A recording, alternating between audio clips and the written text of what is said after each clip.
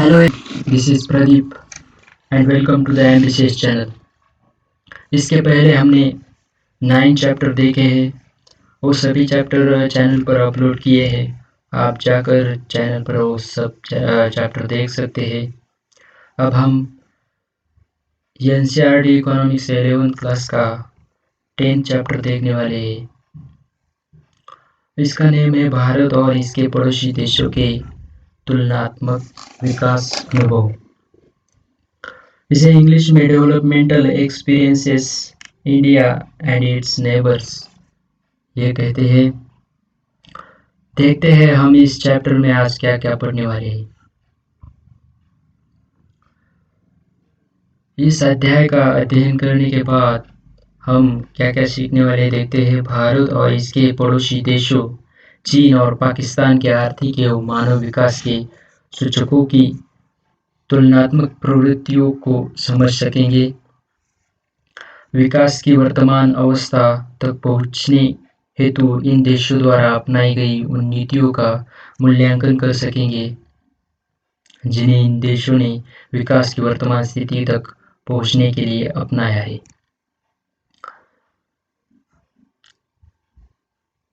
दोस्तों, मैंने चैप्टर देखने में थोड़ा चेंज कर दिया है। हम पहले इस चैप्टर के जो क्वेश्चन है वो पढ़ेंगे, क्योंकि बाद में हमें समझ में आए कि कौन से क्वेश्चन का आंसर हमें कौन से टॉपिक कौन से पैराग्राफ में है देखने के लिए मिलेगा और समझ में भी ज़्यादा आएगा। इसलिए हम क्वेश्चन पहले देखते हैं क्या क्या क्वेश्चन है इस चैप्टर के।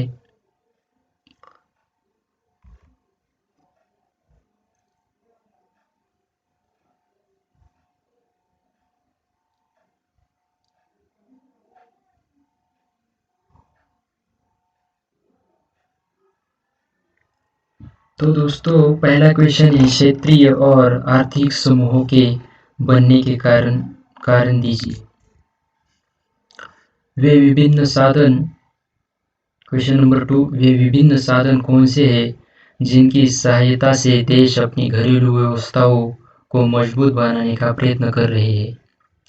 वे समान विकासात्मक नीतियाँ कौन सी हैं जिनका कि भारत और पाकिस्तान ने अपने अपने विकासात्मक पथ के लिए पालन किया है। क्वेश्चन नंबर 4, 1958 में प्रारंभ की गई चीन के ग्रेट लीप फॉरवर्ड अभियान की व्याख्या कीजिए। क्वेश्चन नंबर 5, चीन की तीव्र औद्योगिक समृद्धि 1978 में उसके सुधारों के आधार पर हुई थी। क्या आप इस कथन से सहमत हैं? स्पष्ट कीजिए। क्वेश्चन नंबर 6, पाकिस्तान द्वारा अपने आर्थिक विकास के लिए किए गए विकासात्मक पहलों का उल्लेख कीजिए। क्वेश्चन नंबर 7, चीन में एक संतान नीति का महत्वपूर्ण निहितार्थ क्या है? क्वेश्चन नंबर 8, चीन, पाकिस्तान और भारत के मुख्य जनांकीय संकेतकों का उल्लेख कीजिए। क्वेश्चन नंबर 9, भारत मानव विकास के विभिन्न संकेतों का उल्लेख कीजिए। क्वेश्चन नंबर 10, स्वतंत्रता संकेतक की परिभाषा दीजिए। स्वतंत्रता संकेतों के कुछ उदाहरण दीजिए। क्वेश्चन नंबर 11, उन विभिन्न कारकों का मूल्यांकन कीजिए जिनके आधार पर चीन में आर्थिक विकास में तीव्र आर्थिक विकास हुआ। क्वेश्चन नंबर 12, भारत, चीन और पाकिस्तान की अर्थव्यवस्था से संबंधित विशेषताओं को 3 शीर्षकों के अंतर्गत समूहित कीजिए। एक संतान का नियम, निम्न प्रजनन दर, नागरीकरण का उच्च स्तर, मिश्रित अर्थव्यवस्था, अति उच्च प्रजनन दर, भारी जनसंख्या का अत्यधिक घनत्व, विनिर्माण क्षेत्र के कारण समृद्धि, सेवा क्षेत्र के कारण समृद्धि। क्वेश्चन नंबर 13, पाकिस्तान में धीमी समृद्धि तथा पुनः निर्धनता के कारण बताइए। क्वेश्चन नंबर 14, कुछ विशेष मानव विकास संकेतों के संदर्भ में भारत, चीन और पाकिस्तान के विकास की तुलना कीजिए और उनका विश्व में बताइए। क्वेश्चन नंबर 15, पिछले 2 दशकों में चीन और भारत में देखी गई समृद्धि दर की प्रवृत्तियों पर टिप्पणी दीजिए। क्वेश्चन नंबर 16, निम्नलिखित रिक्त स्थानों को भरिए। 1956 में डैश की प्रथम पंचवर्षीय योजना शुरू हुई थी। पाकिस्तान या चीन, 2 ऑप्शन है, उसमें से एक चुनना है। दूसरा क्वेश्चन है इसमें, मातृ मृत्यु दर डैश में अधिक है, चीन या पाकिस्तान में। निर्धनता रेखा से नीचे रहने वाले लोगों का अनुपात डैश में अधिक है, भारत या पाकिस्तान। डैश में आर्थिक सुधार 1978 में शुरू किए गए थे, चीन या पाकिस्तान। यहाँ ये इतने क्वेश्चन है, 16 क्वेश्चन है। वो सभी पहले हमने इसलिए देखे कि ये क्वेश्चन चैप्टर हम देखते समय हमको ध्यान में आए कि हमें कैसा पढ़ना है, इसलिए हमने पहले ये क्वेश्चंस देखे। चलो हम देखते हैं, इस टॉपिक का परिचय देखते हैं।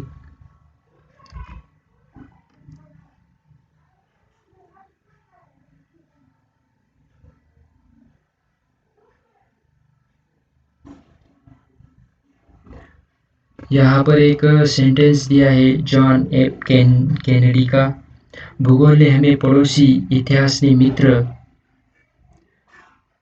अर्थशास्त्र ने भागीदार तथा आवश्यकता ने सहयोगी बना दिया है। जिन्हें भगवान ने ही इस प्रकार जोड़ा है, उन्हें इंसान कैसे अलग कर पाए। ये जॉन एफ कैनेडी का सेंटेंस है, कहा है जॉन एफ कैनेडी ने। परिचय देखते हैं इस चैप्टर का, टॉपिक का, अध्याय का। पिछली इकाइयों में हमने भारत के अनेक विकास अनुभवों का विस्तार से अध्ययन किया है। हमने यह भी अध्ययन किया था कि भारत ने किस प्रकार की नीतियां अपनाई और उनके विभिन्न क्षेत्रों पर किस प्रकार के प्रभाव पड़े। पिछले लगभग 2 दशकों से वैश्वीकरण ने विश्व के प्राय सभी देशों में नवीन आर्थिक परिवर्तन हुए हैं।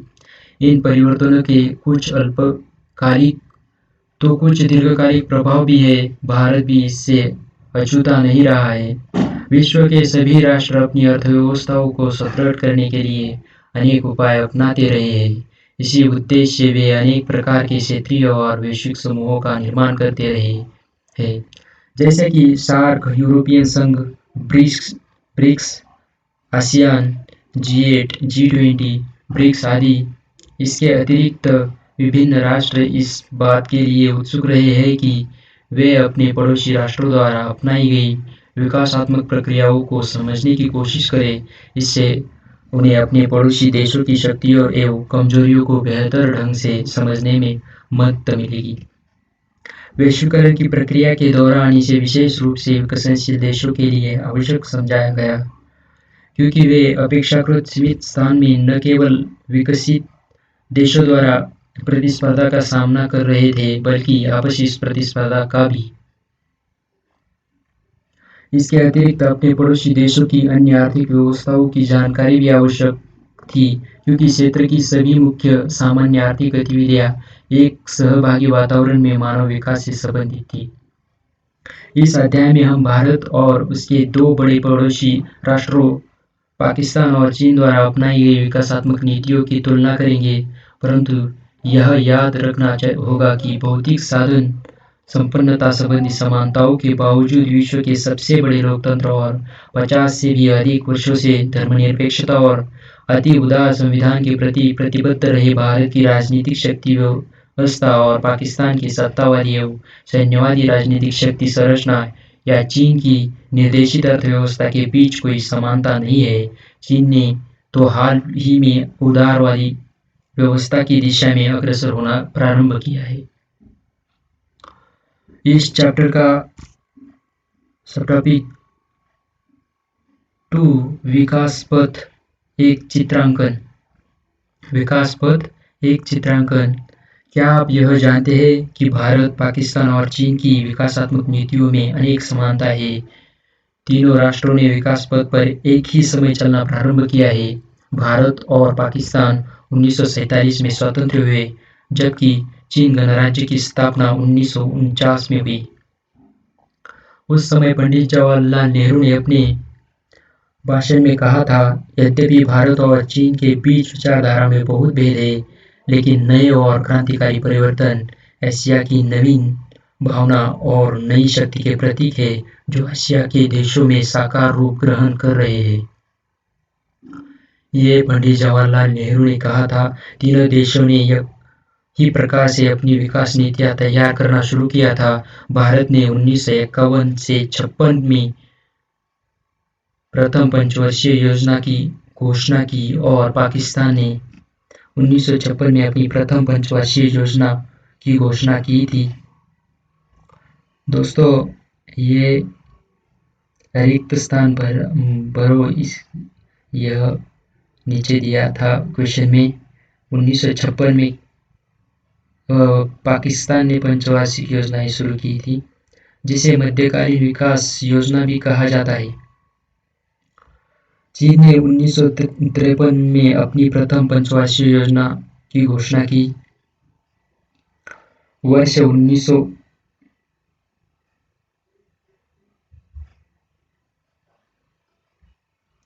2013 में पाकिस्तान ने 11वीं पंचवार्षिक विकास योजना 2013 से 18 पर कार्य शुरू किया है, जबकि चीन की 13वीं पंचवार्षिक योजना की अवधि 2016 से 20 है। भारत की वर्तमान योजना 12वीं पंचवार्षिक योजना है, 2012 से 2017 पर आधारित है। भारत और पाकिस्तान ने समान नीतियां अपनाई, जैसे बृहत सार्वजनिक क्षेत्र का सृजन और सामाजिक विकास पर सार्वजनिक व्यय। 1980 के दशक तक तीनों देशों की संप्रति दर और प्रति व्यक्ति आय समान थी। एक दूसरे की तुलना में आज उनकी स्थिति क्या है? इस प्रश्न का उत्तर देने से पहले आइए हम चीन और पाकिस्तान की विकास नीतियों के ऐतिहासिक पथ की जानकारी लें। पिछली 3 इकाइयों का अध्ययन करने के बाद हम अब यह जानते हैं कि भारत स्वतंत्रता प्राप्ति के समय से कौन सी नीतियां अपनाता रहा है।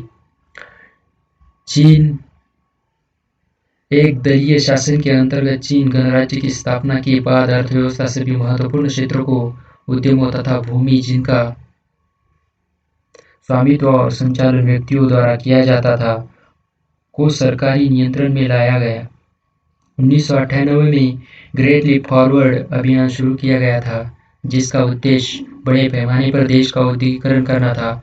लोगों को अपने घर के पिछवाड़े में उद्योग लगाने के लिए प्रोत्साहित किया गया। ग्रामीण क्षेत्रों में कम्यून प्रारंभ किए गए। कम्यून पद्धति के अंतर्गत लोग सामूहिक रूप से खेती करते थे। 1958 में 26,000 कम्यून थे, जिनमें प्राय समस्त कृषक शामिल थे। GLF अभियान में अनेक समस्याएं आई। भयंकर सूखे ने चीन में तबाही मचा दी, जिसमें लगभग 30 मिलियन लोग मारे गए। जब रूस और चीन के बीच संघर्ष हुआ, तब रूस ने अपने विशेषज्ञों को वापस बुला लिया, जिन्हें औद्योगिकरण प्रक्रिया के दौरान सहायता करने के लिए चीन भेजा गया था। 1965 में माओ ने महान सर्वहारा सांस्कृतिक क्रांति का आरंभ किया। 1966 से 76 छात्रों और विशेषज्ञों को ग्रामीण क्षेत्रों में काम करने और अध्ययन करने के लिए भेजा गया। संप्रति चीन में जो तेज औद्योगिक समृद्धि हो रही है, उसकी जड़ें 1978 में लागू किए गए सुधारों में खोजी जा सकती है। चीन में सुधार चरणों में शुरू किया गया। प्रारंभिक चरण में कृषि, विदेशी व्यापार तथा निवेश क्षेत्रों में सुधार किए गए। उदाहरण के लिए, कृषि क्षेत्र में कम्यून भूमि को छोटे छोटे भूखंडों में बांटा दिया गया, जिन्हें अलग अलग परिवारों को आवंटित किया गया, प्रयोग के लिए न कि स्वामित्व के लिए। वे प्रकल्पित कर देने के बाद भूमि से होने वाली समस्त आय को अपने पास रख सकते थे। बाद के चरण में औद्योगिक क्षेत्र में सुधार आरंभ किए गए। सामान्य नगरीय तथा ग्रामीण उद्यमों की निजी क्षेत्र की उन फर्मों को वस्तुएं उत्पादित करने की अनुमति थी जो स्थानीय लोगों के स्वामित्व और संचालन के अधीन थे। इस अवस्था में उद्यमों को चीन पर सरकार का स्वामित्व था, जिन्हें राज्य के उद्यम एसओई के नाम से जाना जाता है और जिन्हें हम भारत में सार्वजनिक क्षेत्र के उद्यम कहते हैं। उनको प्रतिस्पर्धा का सामना करना पड़ा। सुधार प्रक्रिया में दोहरी कीमत निर्धारण पद्धति लागू थी।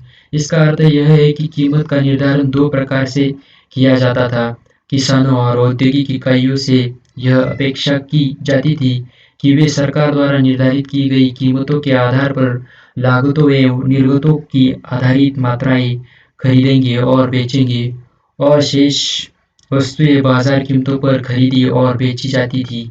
गत वर्षों के दौरान उत्पादन में वृद्धि के साथ साथ बाजार में बेची और खरीदी गई वस्तुओं या लागतों के अनुपात में भी वृद्धि हुई। विदेशी निवेशकों को आकर्षित करने के लिए विशेष आर्थिक क्षेत्र स्थापित किए गए। पाकिस्तान की क्या स्थिति थी देखते हैं।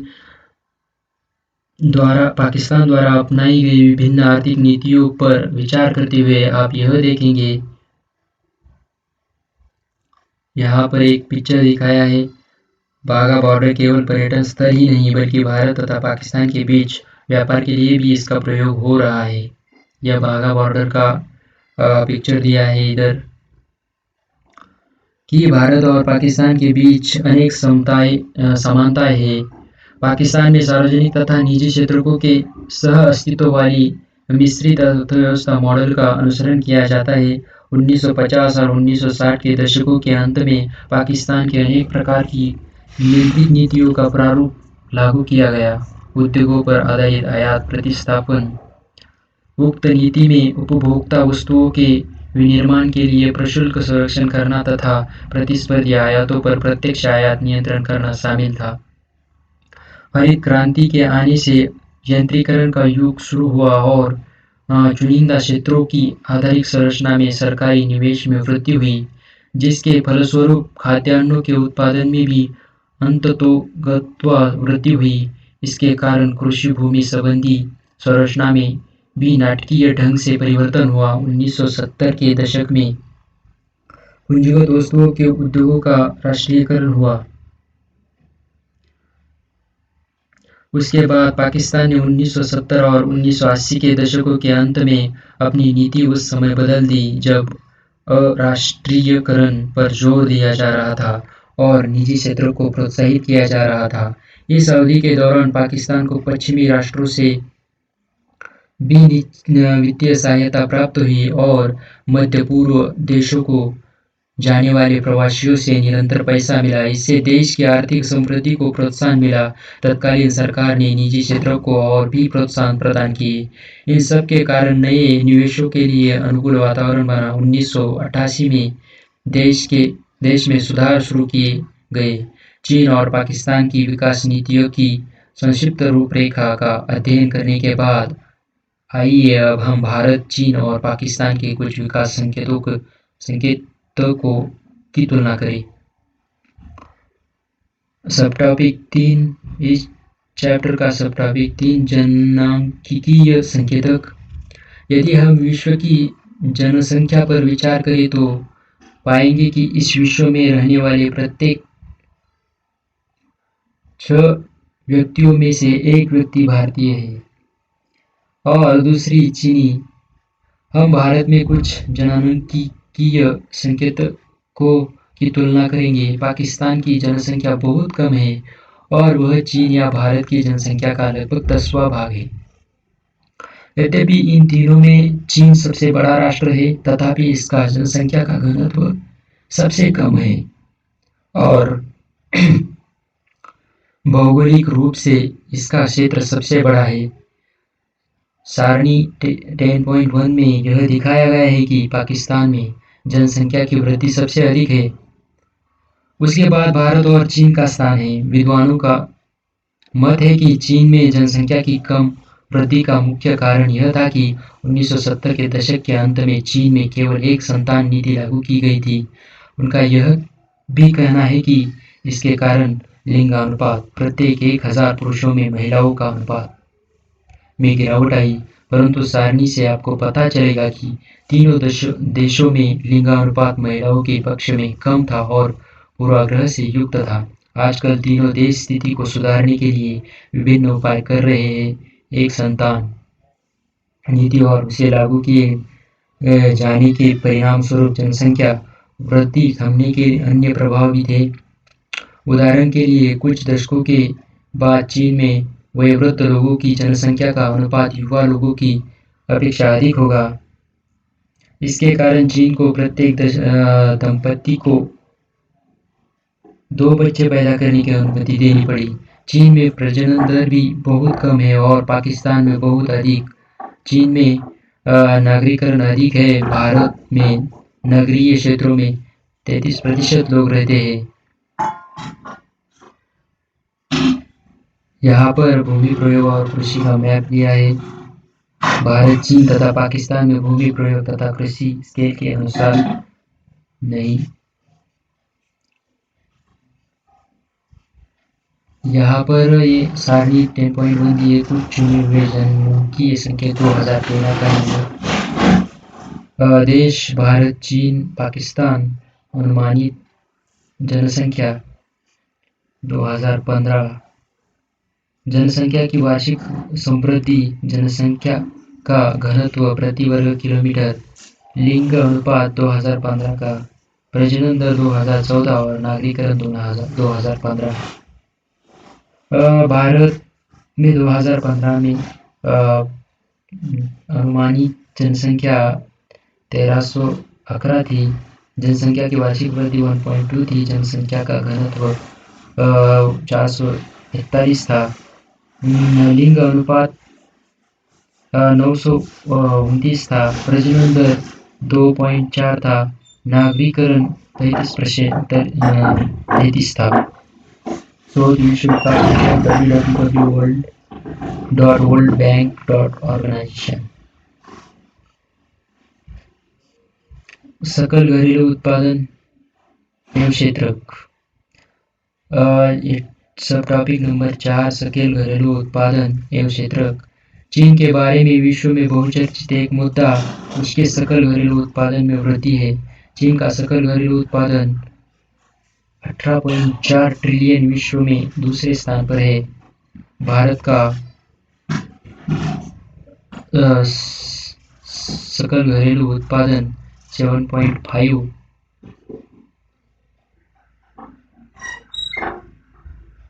ट्रिलियन तथा पाकिस्तान का जीडीपी 0.89 ट्रिलियन डॉलर भारत के जीडीपी के लगभग 12% है। जब अनेक विकसित देश 5% तक की समृद्धि दर बनाए रखने में कठिनाई महसूस कर रहे थे, तब चीन एक ऐसा देश था जो 3 दशकों से भी अधिक लगभग इसकी दोगुनी समृद्धि बनाए रखने में समर्थ था, जैसा कि सारणी 10.2 में देखा जा सकता है। यह भी देखिए कि 1980 के दशक में पाकिस्तान भारत से आगे था। चीन की समृद्धि दोहरे अंकों में थी और भारत सबसे नीचे था। 2011-15 के दशक में भारत और चीन की समृद्धि दरों में मामूली गिरावट आई, जबकि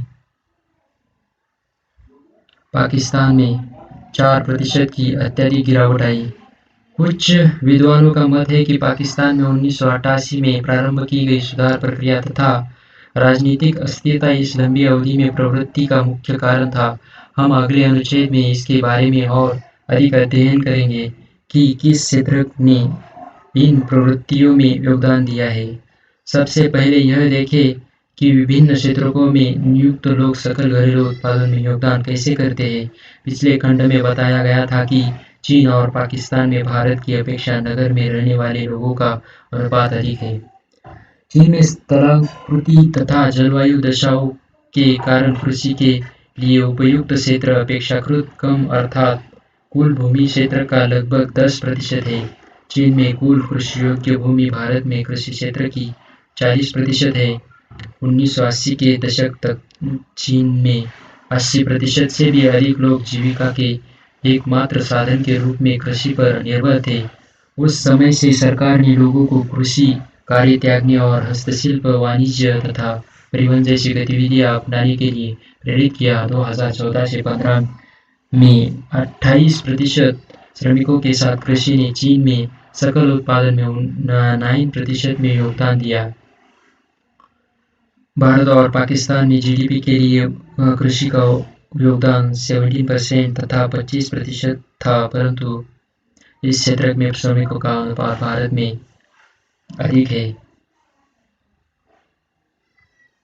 यहाँ पर उद्योग और मैप दिया है, ये सूची दी है। कार वाहन विनिर्माण किधर किधर ज़्यादा है वो दिखा है इस मैप में, आप देख लीजिए। भारत, चीन और पाकिस्तान में उद्योग स्केल के अनुसार नहीं है, लेकिन थोड़ा कंपैरिजन दिया है ये इस मैप से। ये चार्ट घरेलू उत्पादन का दिया है 2014-15 का क्षेत्र सीएस कितना था। भारत, चीन, पाकिस्तान, भारत, चीन, पाकिस्तान कार्यबल का वितरण, सकल घरेलू उत्पादन में योगदान। कृषि का योगदान भारत में 17% था और चीन का 9% था और पाकिस्तान का 25% था। उद्योगों का 30%, चीन का 40%, पाकिस्तान का 21%। सेवा क्षेत्र का भारत का 2014-15 में 53% था, 53%, 48% चीन का था और पाकिस्तान का 54% था। योग 100%। कार्यबल का वितरण भारत 50% कृषि का था, 28% चीन और पाकिस्तान 43%। उद्योग 21%, 29% और 23%, 29%, 43% और 34%। कुल मिलाकर 100%। विश्व विकास सूचक स्रोत है इसका 2016।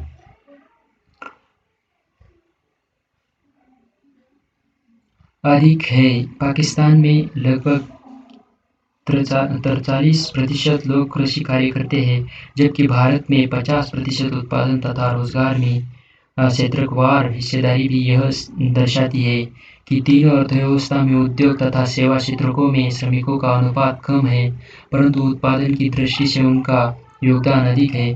चीन में विनिर्माण एवं सेवा क्षेत्रों से जीडीपी में 40 एवं 48% योगदान होता है, जबकि भारत और पाकिस्तान में केवल सेवा क्षेत्र द्वारा की सबसे अधिक योगदान अर्थात 50% से अधिक होता है।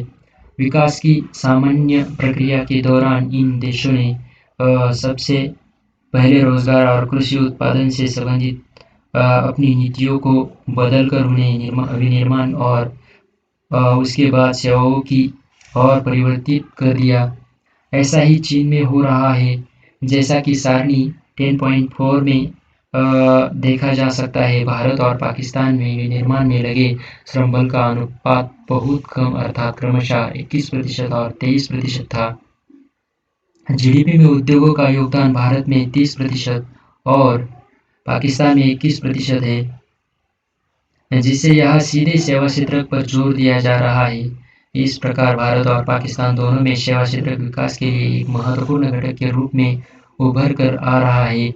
यह जीडीपी में अधिक योगदान कर रहा है और साथ ही यह संभावित नियोक्ता बन रहा है।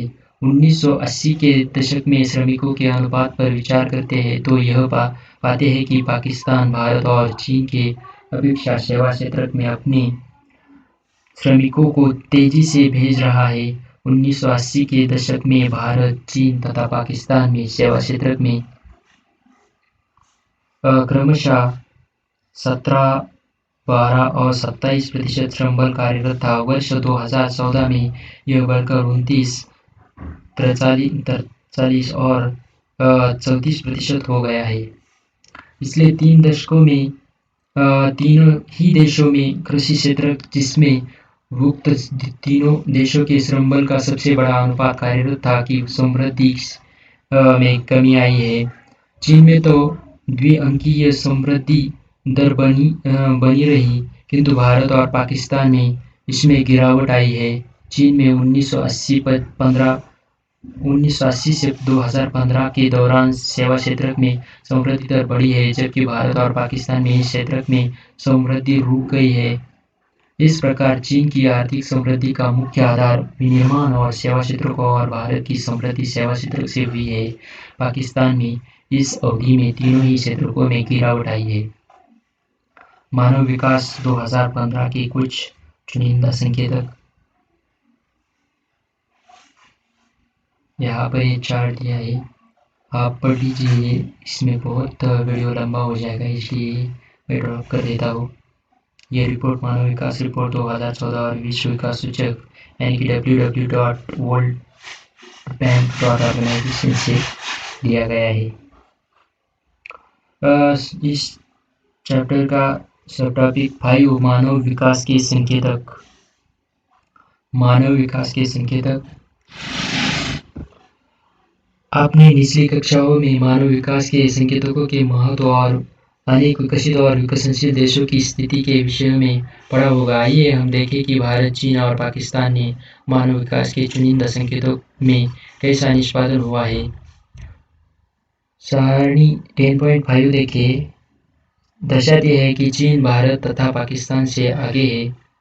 चीन भारत तथा पाकिस्तान से आगे है। यह बात अनेक संकेतों के विषय में सही है, जैसे आय संकेतक अर्थात प्रति व्यक्ति जीडीपी अथवा निर्धनता रेखा से नीचे की जनसंख्या का अनुपात अथवा स्वास्थ्य संकेतों जैसे कि मृत्यु दर, स्वच्छता, साक्षरता तक पहुंच, जीवन प्रत्याशा अथवा कुपोषण। पाकिस्तान निर्धनता रेखा के नीचे के लोगों का अनुपात कम करने में भारत से आगे है।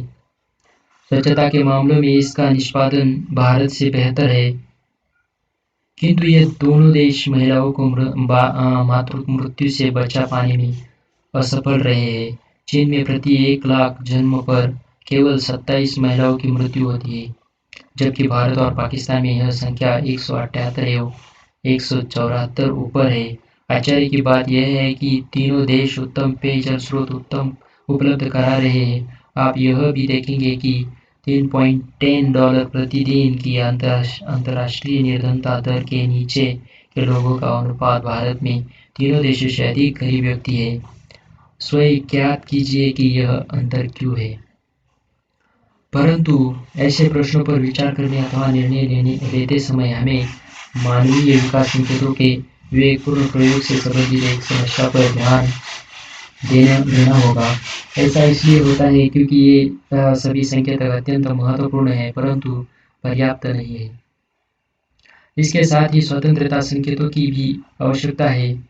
सामाजिक व राजनीतिक निर्णय प्रक्रिया में लोकतांत्रिक भागीदारी की सीमा के संकेतक को इसके माप के रूप में जोड़ दिया गया है, परंतु इसे किसी अतिरिक्त मानवीय विकास सूचक की रचना में महत्व नहीं दिया गया है।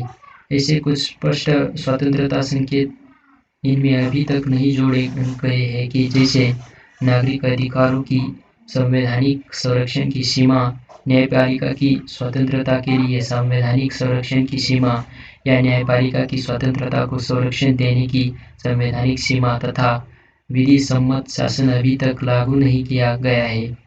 इन्हें और कुछ उपायों को सूची में शामिल किए बिना तथा इन्हें महत्व दिए बिना मानव विकास सूचक का निर्माण अधूरा रहेगा तथा इसकी उपादेयता की भी सीमित होगी।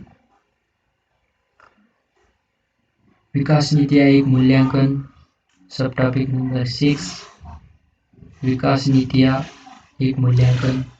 सामान्यतया यह देखा जाता है कि किसी देश की विकास नीतियों को अपने देश के विकास के लिए मार्गदर्शन एवं सीख के रूप में ग्रहण किया जाता है।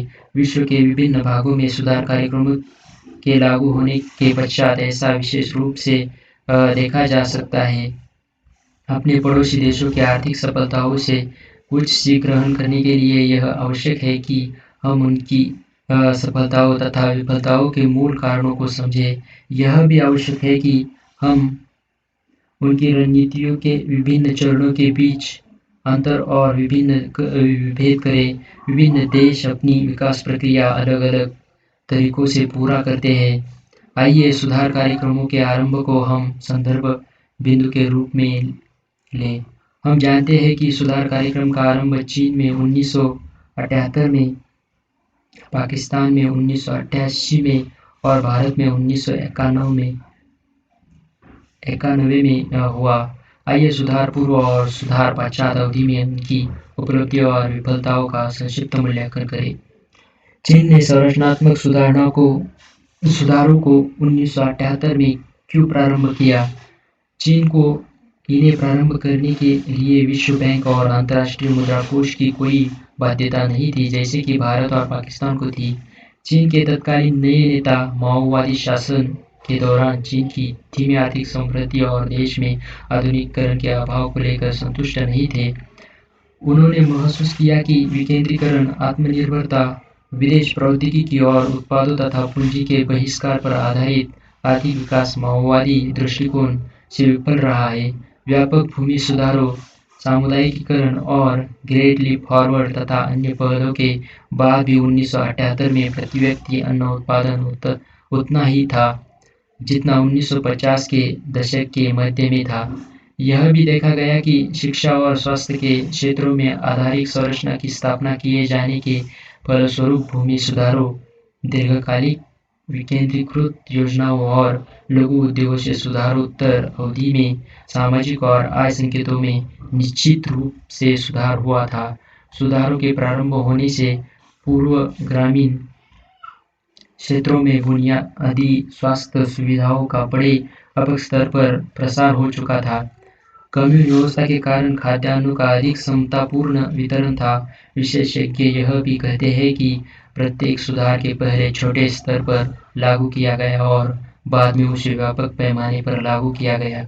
विकेंद्रीकृत शासन के प्रयोग के आर्थिक, सामाजिक और राजनीतिक लागतों की सफलता या विफलता का आकलन किया जा सका। उदाहरण के लिए, जब छोटे छोटे भूखंड कृषि के लिए व्यक्तियों को दिए गए तो बहुत बड़ी संख्या में लोग समृद्ध बन गए। इसके फलस्वरूप ग्रामीण उद्योगों के अपूर्व विकास की स्थिति बनी और आगे और सुधारों के लिए मजबूत आधार बनाया गया। विद्वान ऐसे अनेक उदाहरण देते हैं कि चीन में सुधारों के कारण किसी प्रकार तीव्र समृद्धि हुई।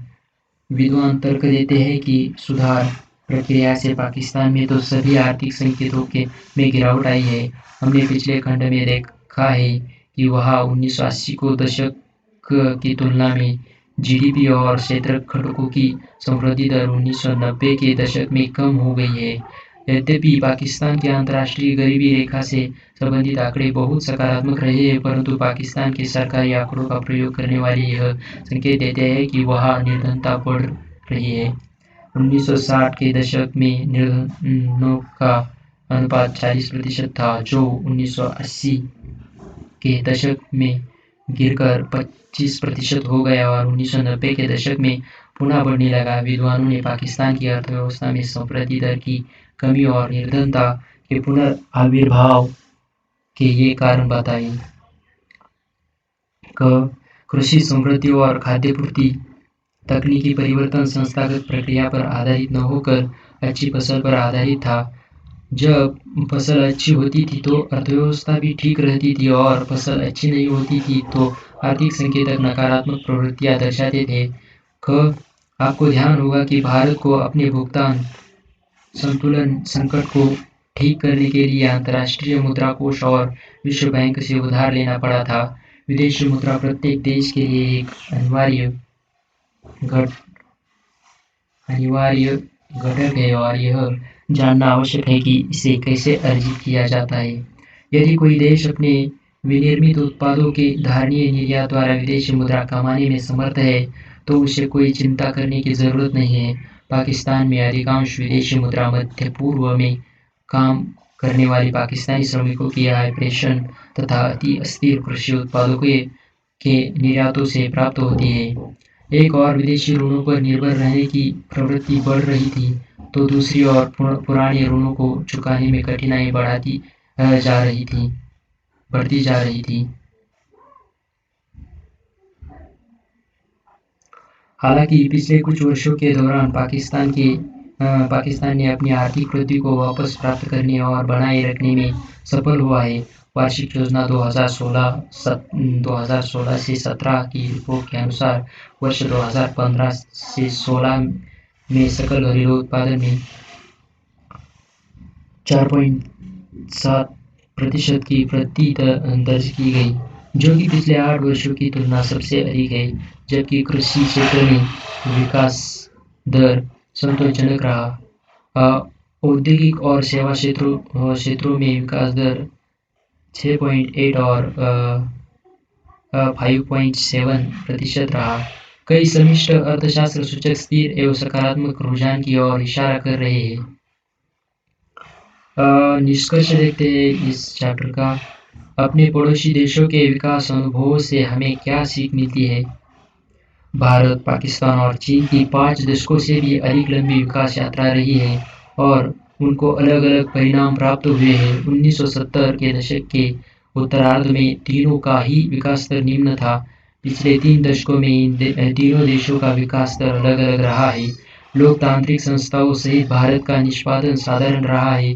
अधिकतर लोग आज भी कृषि पर निर्भर है। भारत के अनेक भागों में आधारिक संरचना का अभाव है। भारत में निर्धनता रेखा से नीचे रहने वाले 1/4 से भी अधिक जनसंख्या का रहन सहन के स्तर को ऊपर उठाने की आवश्यकता है। विद्वानों का मत है कि राजनीतिक अस्थिरता, प्रेषणों और विदेशी सहायता पर अत्यधिक निर्भरता और कृषि क्षेत्र का अस्थिर निष्पादन पाकिस्तान की अर्थव्यवस्था की गिरावट के कारण है।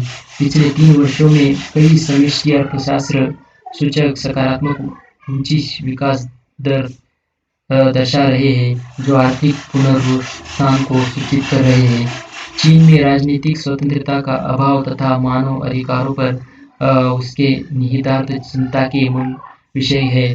फिर भी अंतिम 3 दशकों में से इसने अपनी राजनीतिक प्रतिबद्धता को खोए बिना बाजार व्यवस्था का प्रयोग किया तथा निर्धनता निवारण के साथ-साथ समृद्धि के स्तर को बढ़ाने में सफल रहा है। आप यह भी देखेंगे कि भारत और पाकिस्तान में जहां सार्वजनिक क्षेत्र के उपक्रमों के निजीकरण का प्रयास हो रहा है, वहां चीन ने बाजार व्यवस्था का उपयोग अतिरिक्त सामाजिक आर्थिक स्वावसरों के सृजन के लिए किया है। सामुदायिक भूस्वामित्व को कायम रखते हुए और लोगों को भूमि पर कृषि की अनुमति देकर चीन ने ग्रामीण क्षेत्रों में सामाजिक सुरक्षा सुनिश्चित कर दी है। चीन में सुधारों से पूर्व ही सामाजिक आधारित संरचना उपलब्ध कराने में सरकारी हस्तक्षेप द्वारा मानव विकास संकेतकों में सकारात्मक परिणाम हुए हैं। यहाँ पर ये चैप्टर एंड होता है। दोस्तों, ये वीडियो आपको पसंद आएगा, यह आशा करता हूँ, और इस वीडियो को लाइक करिए, ज़्यादा से ज़्यादा शेयर करिए और हमारे इस चैनल को सब्सक्राइब करिए। Thank you for watching this video.